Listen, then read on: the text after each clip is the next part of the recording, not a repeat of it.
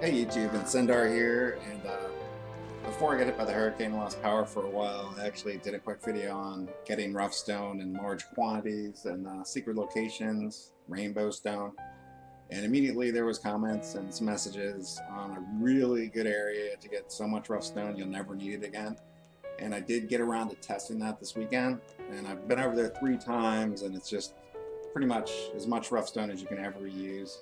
I've made so many cooking utensils and alchemy. I mean, residences are totally full, filling up all my storage. So you can get so many thousands of this really quick this way.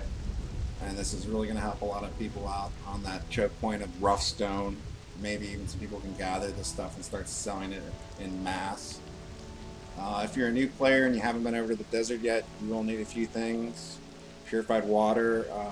In the desert you get hypothermia and hyperthermia, so you can die. So you want to bring about at least 50 or 60 purified water and 60 or so of this tea. The other issue is you're going to need a lot of pickaxes. I would say 4 or 5 is a good start, depending upon your energy, of course. But even if you have a lower energy, you can actually just buy these energy potions or use your alts to create a bunch of these energy potions. So you want a lot of those. You're also going to want to make sure that you can get your gathering up to 5. I'm wearing gear here that gives me 2. Let's see. In the guild points, I have another gathering. And then to finish it off, you can really just, if you just need 1, just use the grain soup. That adds 1 to gathering speed. Or you can go for the meals and specials. This adds 2. It is worth it. Food obviously gives you some help, but aim for gathering ability 5 to make this as quick as possible. Alchemy stone also helps, adds gathering +2. The sharp I have here, and you can see at the bottom, gathering item drop rate plus 13%. I haven't really noticed that affect things too much, but I am going to test that when I'm out there today to see if there's a difference. The other thing to look at here is the tooltip is actually wrong on some of this stuff. See, down here I'm getting a buff for weight limit 75. And on the tooltip, weight limit 50. So I don't even know, I mean, translations or whatever, I don't even trust that stuff. But get your gathering up to 5. And the other major thing, weight limit, I fill this up really quick, even at 1,000. I'm probably just gonna maybe buy another weight increase, but do whatever you can to get as much weight as possible before you go out there, because you will fill this up no problem. Other than that, I think we got everything. So what we're gonna do is head east.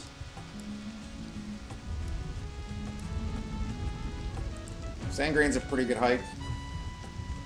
If you don't already have a pretty good horse, maybe a T6 or higher, look for one with sprint and also instant acceleration, which pretty much puts your horse into warp speed. And you can actually get out there pretty quick. These distances are really huge, so a fast horse is going to save you lots of time. I think it takes me about 5 minutes to get over there, and I won't keep recording. Oh, okay, we made it over here to Sand Grain pretty quick. In case you're new to this area, just head east from Heidel. This way, across Altanova, and just keep following this main road east, and you'll get right to this bazaar. Now you might have a camel, I never got one. Still gotta do that quest, I guess. Once you head out of this bazaar, you're gonna go be in the desert. Mini-map will stop working. You can see on the top right. If you're already familiar with the desert, you can just skip this next part here. I will probably cut some of this out. You want to head directly east from Sand Grain, and you'll get to these rocks. And as soon as you see that, you want to just follow it a little to the southeast here.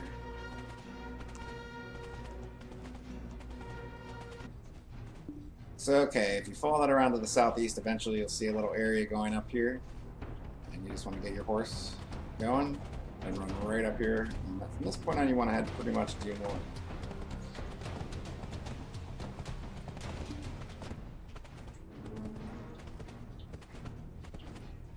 There are some mobs around here, so I don't know if you're low level, you might have some issues.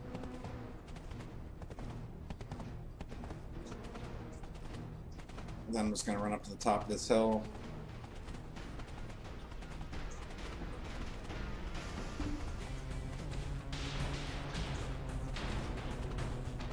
And then you'll see kind of like a settlement over here.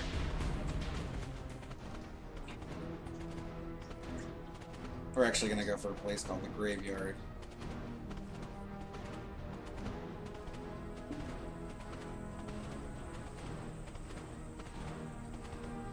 And you'll see it right here. So basically we just went north from that location.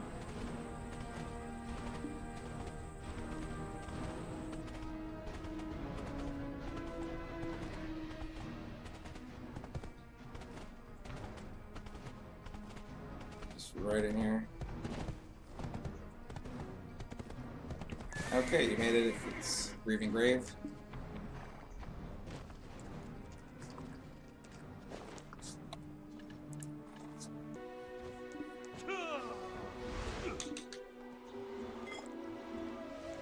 At this point, you want to knock out your food. Of course, hypothermia. If you have a cat, it's just going to go crazy everywhere. You'll notice all these graves, each one has tons of nodes for mining.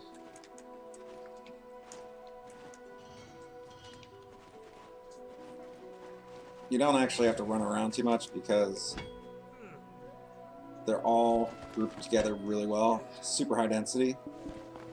And even if other people are here already, it doesn't matter, they spawn really quick, and there's just so many of them. I mean, you can see I'm not even moving and just keep going.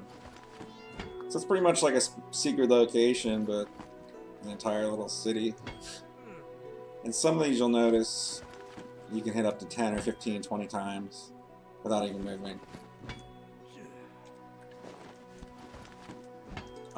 You're also going to get tons of platinum, gold, silver, and of course shards.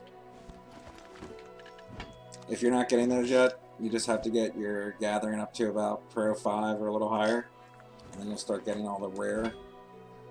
I don't even really waste time with lucky tools on here. I do like the shining though because it's the quickest. The big issue with doing this is you're going to fill up with weight really quick. And I will do this for a little bit.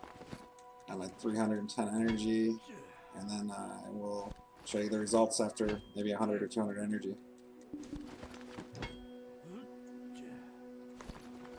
It took 18 minutes because I was setting a timer. Still going alive and well here. Never ran out of any nodes, they just keep respawning. So we've got a good deal of rough stone, sapphires, rubies, platinum ore, topaz, the usual. This is a pretty good source for platinum ore, which you can turn into shards. You have to either sell or use. But the main thing is rough stone. I haven't actually gotten any of the big shards. Usually get 3 or 4 per 300 energy. You'll notice the weight's coming up here. One thing you can do is just start converting the rough stone. You can just go through all those and convert them down to polished stone, and that'll cut down your weight pretty good. And then there's the rare proc drop you get, embedded stone. You can ask these sell for 9,000 to a trader, but they weigh 18 each, so I just throw them out. Even if you're connected, the price isn't worth it really. And you know, that takes off a huge amount of weight. I can't say one thing about this location. I have done sheep before and it really bored me to death. So if you're really tired of sheep or whatever you're doing every day as a gatherer, come out here. It's at least a change, and it's, I don't know, more fun, not as boring. I know there's also people out there that actually have said, oh, you know, you can sell rough stone or weeds, and you know they have 100K of these things stored up. Yeah, sell them all on the marketplace. If you just gather and don't cook or alchemy, sell all your rough stone and weeds, because a lot of people need that who are doing cooking and alchemy. And of course, if you're a gatherer, this is a pretty good location. The rough stone doesn't suffer nearly as much as you'll get from the sheep blood or sheep hide.